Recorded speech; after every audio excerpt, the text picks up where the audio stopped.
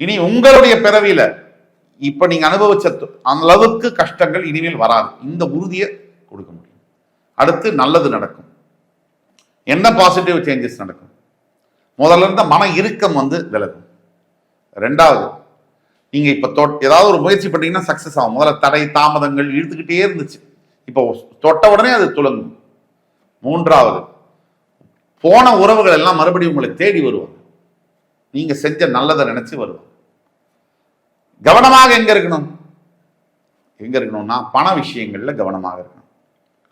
அனாவசியமான செலவுகளை கட்டுப்படுத்த வேண்டும். 2, உடலம்ப பார்த்துக்கிற விஷயத்துல கவனமாக இருக்கணும். 3, முக்கியமா எந்த விஷயத்துல கவனமாக இருக்கணும்னா குழந்தைகள் விஷயத்துல கவனமாக இருக்கட்டும். அவங்களுடைய ஹெல்த் விஷயத்துல நீங்க என்ன செய்யணும் அப்படின்னா, கடகராசியை பொறுத்த வரைக்கும் இப்போ நீங்க உச்சபட்ச நடிகர் விஜய்க்கே கடகராசி தான். கரெக்டா மார்ச் 6 சனி பயிற்சிக்கு அப்புறம் தேர்தல் நடக்கும். அதுதான் சொல்றோம், அவருக்கு தேர்தலில் மிகப்பெரிய வாய்ப்புகள் இருக்குன்னு. அப்படிதான் கடகராசியில பிறந்த ஒவ்வொருத்தருக்கும் உங்களோட வாழ்க்கையில டர்னிங் பாயிண்ட், ஏதாவது ஒரு திருப்பு முனை எல்லார் வாழ்க்கையிலையும் இருக்கு. அது மாதிரி திருப்பு முனைகள் வரப்போகுது, இருக்கு. மார்ச் 6க்கு அப்புறம் இருக்கு. அது வரைக்கும் பொறுமை காக்க வேண்டும். பொறுமை தான் உங்களுடைய கவசம்.